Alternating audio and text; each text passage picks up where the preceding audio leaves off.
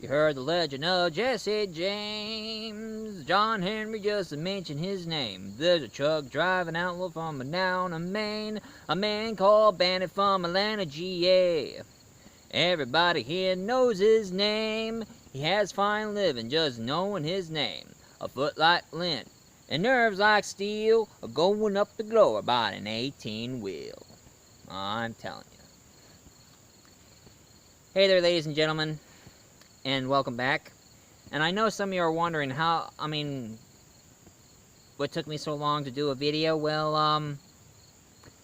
honestly, I was so mixed up. I was so eager for October to come. Much to my surprise, it's September. I mean, to me, I always thought it would be August and October, but actually it's August, September, October.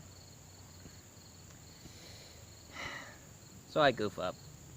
But what I'm doing right now is I'm going to give a tribute. This is more than just a review here, folks. This here's a tribute. I'm going to give a tribute for one of the greatest actors who've been around since the 70s, who now passed away. So since he passed away, I decided to do a tribute for him. And that actor is Burt Reynolds. Now, I know some of you are kind of asking me on this one, could I do an impression of Burt Reynolds? No. I mean, the only impression I can do about Burt Reynolds is his laugh.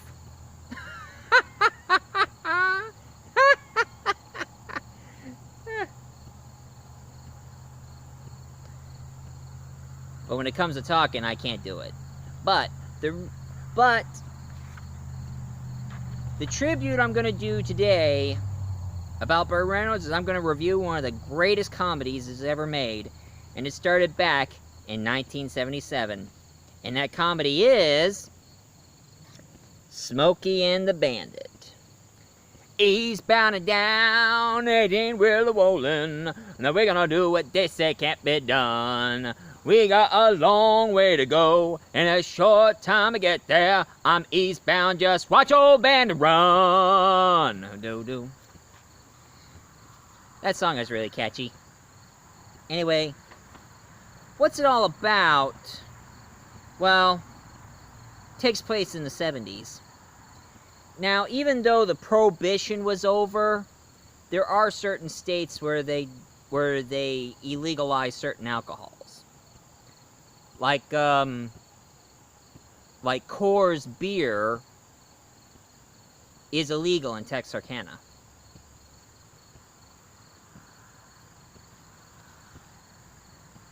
Well, not anymore, it isn't. Heck, right now, all alcohol is legal in this country, in America. Well, all except absinthe, but I don't want to talk about that. But anyway, in the story, it starts out, there is this guy. He has like a dwarf-like guy who tags along with him, and they both wear the same outfit. And they go by the name of Big and Little Anus Burdette. And they went all the way to give Bandit a really good challenge. All he has to do is go... Oh, no, wait. The beer is in Texarkana. They had to go all the way to Texarkana to pick up a bunch of Coors beer and bring it all the way to Atlanta for 24 hours.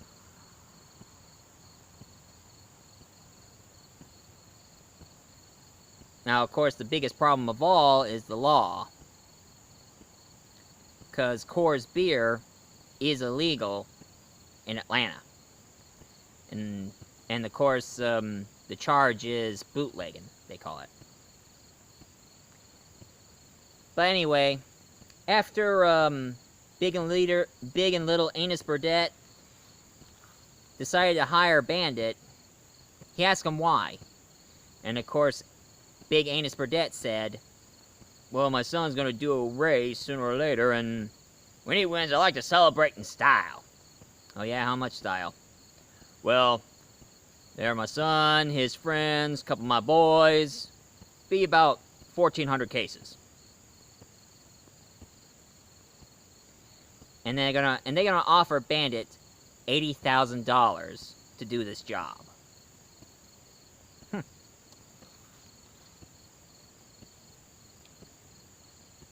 So, Big and Little Anus Burdett decided to give him some money for any kind of damages or anything. And he also needs to get a speedy car. And what he got is, of course, 77 black Trans Am. I don't know much about cars, but I hear everybody talks about Trans Am, so that's how I knew about that. But the black Trans Am is a lot faster than any cop car in history. Now, another thing he needs is he needs somebody to drive his truck, his 18-wheel truck, who would smuggle the beer. So, he called to his old friend, which he calls Snowman. Even though his wife told him to leave him alone, you can't have him, and all that. And of course, I do like that joke he says. I mean, she has all these curls in her hair, and Burt Reynolds says, I find that hard to look at you. Really hard. And especially when you got those things in your hair. Kind of make me think you're listening to a radio station in Savannah. Now, one thing about Burt Reynolds that everybody remembers is his fourth wall break. Sometimes he'll break the fourth wall and talk to us, or just stare at us and smile.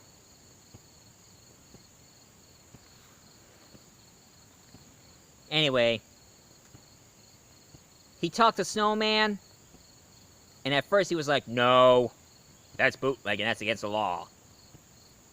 And besides, I had to go over to Kanya's and pick up a load of manure. Crappy job, if you ask me. And of course, Snowman asked him, why are we doing this for? And the Bandit says, for the good old American life. For the money, for the glory, and for the fun. Most of the money. So now, and then the last question that Snowman asked is this. How much? $80,000. So, Smokey decided to drive the truck, while Bandit will drive his Trans Am to distract the cops, so they'll ignore ignore Snowman.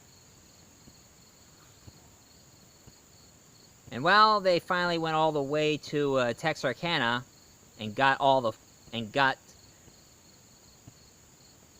they finally got all 400 cases of Coors beer. Talk about redneck heaven, right?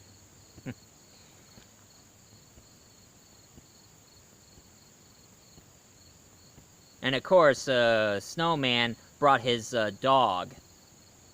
I think it's a mix between a beagle and a bloodhound. I mean, they're kind of short with flappy ears. And he names him Fred.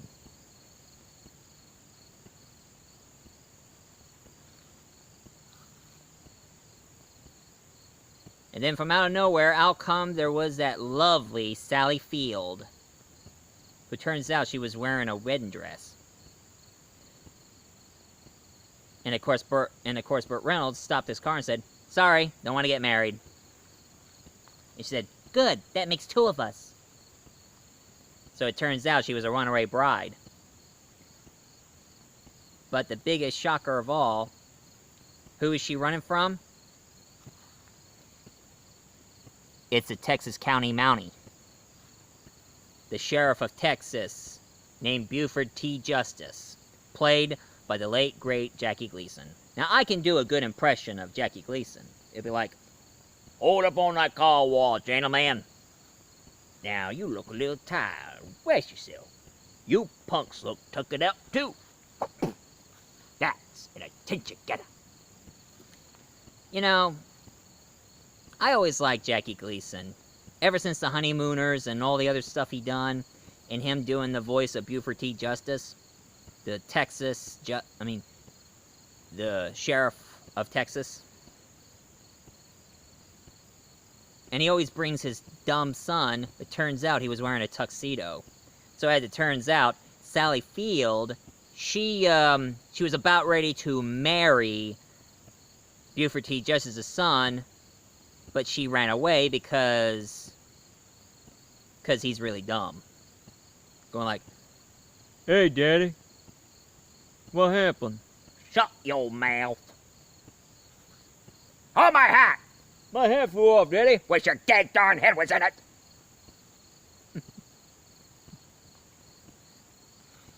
My favorite line that Buford T. Justice said, I always thought it was so funny. It was like, "Now, there was no way you could come from my lines. When I get home, the first thing I'm gonna do is punch your mama in the mouth." Heck, he already threatened one wife, saying that he'll pow zoom to the moon. Or, layman's term, Pow right in the kisser. Anyway, the sheriff of Texas, Buford T. Justice, every time he keeps going after him, his car always keeps falling apart.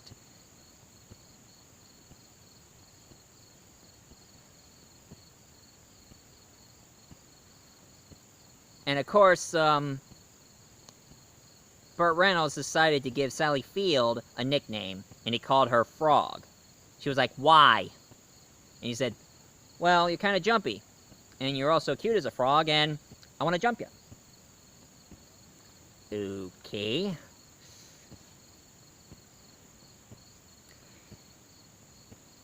And as he was about ready to take Sally Field back for where she wanted to go, but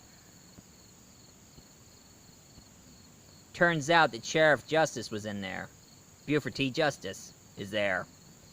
So he has to make a run for it, and so did she. And then they decided to take a little break, and of course here's the romantic scene between Burt Reynolds and Sally Field. You know, they both talk a lot, and some of it's kind of romantic, and some of it's kind of touchy.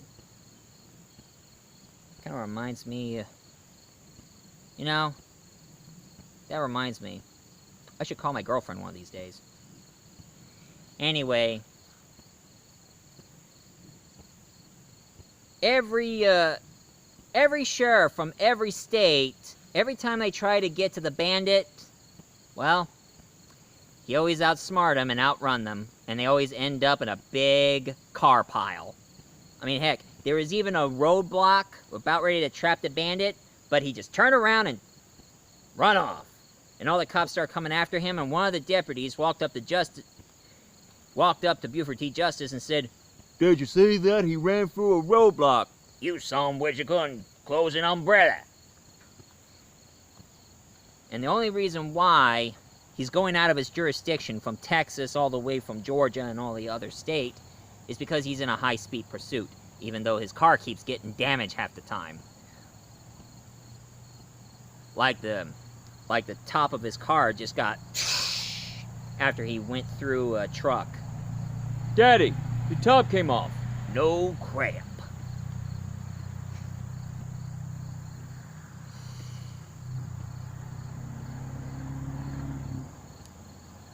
Until it turns out that there were a lot of cop cars now chasing the Bandit, and he told Snowman that I think they need to give up. And Snowman is like, Whoa, you crazy or something? We come this far, don't we? I said we gotta do a job. We do a job? "Well, Snowman, it's actually, it's the Bandit they want. I don't think the Snowman exists." Oh, they don't. Well, let me tell you what I'm gonna do. Go on, good buddy. Because the Snowman is coming through. Hold on your butt, Fred. Oh yeah, and there was this one scene where a bunch of truckers helped the Bandit hide from the cops. Which that was pretty handy. Anyway, they finally made it all the way to Atlanta with the Coors beer. And then they were about ready for getting the money from Big and Little Enos Burdett, but sadly, Big Enos decided, how about double or nothing? And Burt was like, whoa, whoa, whoa, what about double or nothing? You go over to Boston to get some clam chowder for me and my daddy. You're on. 24 hours, you're still on. And even though Buford T. Justice foiled, he was trying to capture the bandit by telling his son to go get him. But, the bandit, talking through his CB radio, decided to give him a compliment that he was the best cop he ever dealt with. And the Buford T. Justice said, well, you are the best pursuee I ever pursue. Now the mutual bull crap is all over. Where are you, you some witch? And of course, he was describing Big and Little Enos Burdett. Until, he couldn't lie. He was like, hold it, scratch it, Sheriff. Can't lie to you, sir. You're too good of a man. Looked over your left shoulder. And as he turned and saw them, he was like, ooh! We're going to the Boston to get some clam chowder. Be right back. And of course, Buford T. Justice is going after him, going like, I'm not giving up! I'm not giving up! I'm not giving up!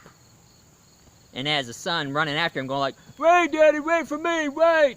Who's gonna hold your hat? And that is Smokey and the Bandit for you. This movie is downright hilarious, and it's the most remembered movie which I ever seen.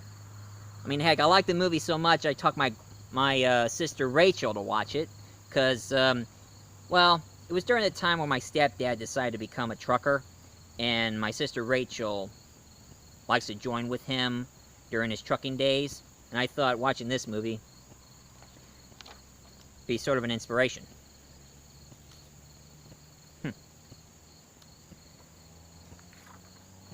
But Smokey and the Bandit wasn't the only movie they made. They decided to make a sequel. So in 1980, they made this, Smokey and the Bandit 2. And everybody's in it.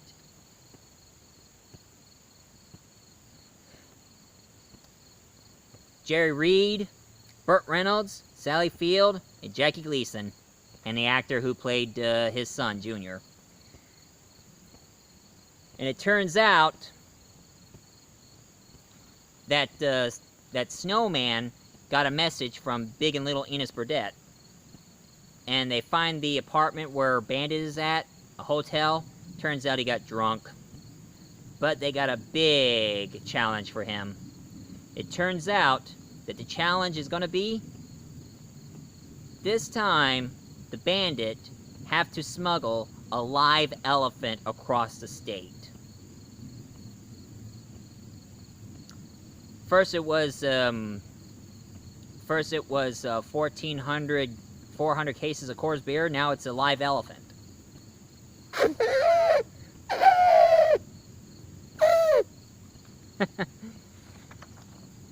Anyway, Sally Field was about ready to get married to Junior until Snowman showed up and say, it's time for the Bandit. He might need your help.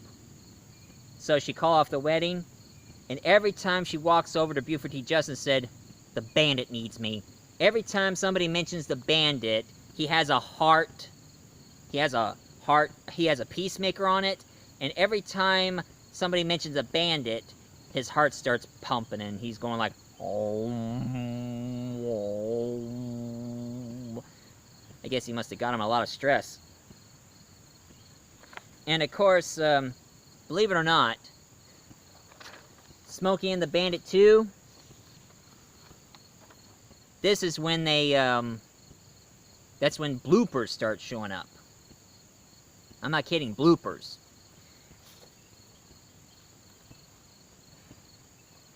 And the famous blooper of all is like, well, we're gonna do what I do best, show off. Then we get started. When do you get started? That's my line. Oh, sorry.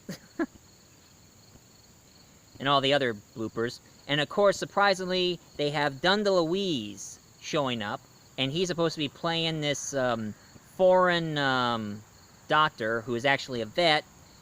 They decided to bring him over to take care of the elephant, figure out what's her problem. And that vet discovered that that elephant, she's pregnant. So they had to quickly try to smuggle her all the way through the States before her child gets born. And as usual, the mayhem started again.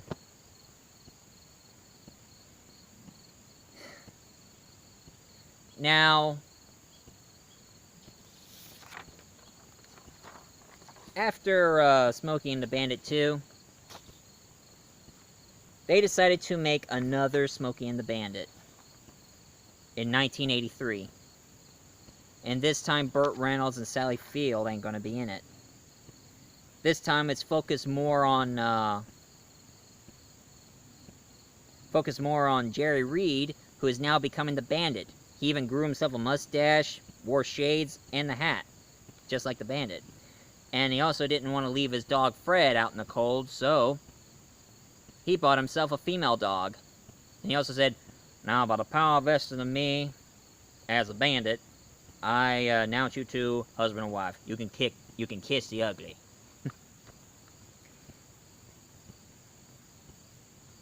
And of course, Buford T. Justice, he retired from being sheriff.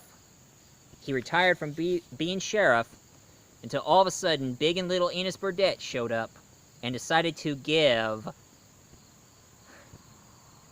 Buford T. Justice a challenge this time.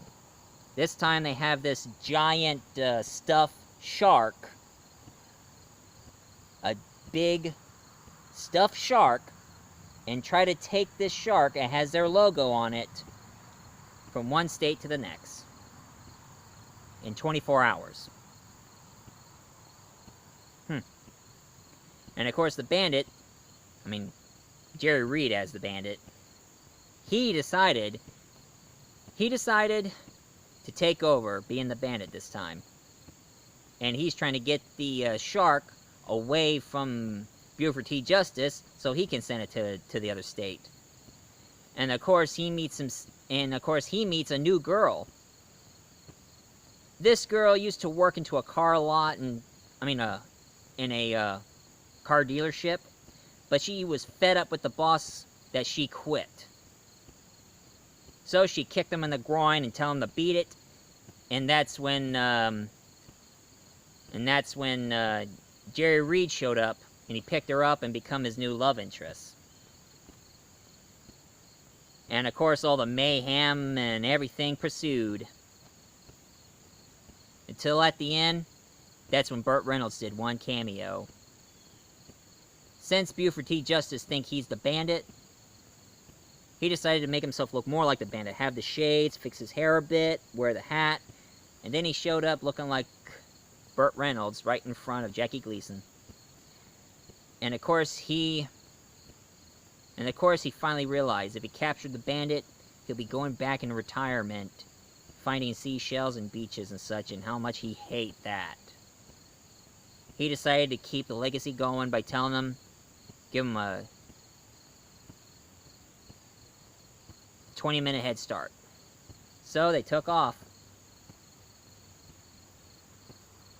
And that was Smokey and the Bandit. And that's how many movies Smokey and the Bandit made.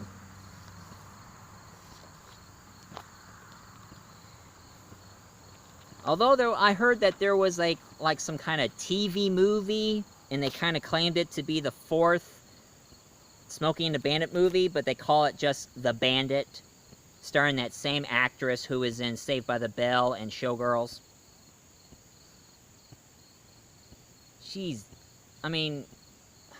One thing I gotta say about that actress who was on Saved by the Bell, I used to have a huge crush on her on Saved by the Bell, until when I saw her on Showgirls, I'm like, forget that.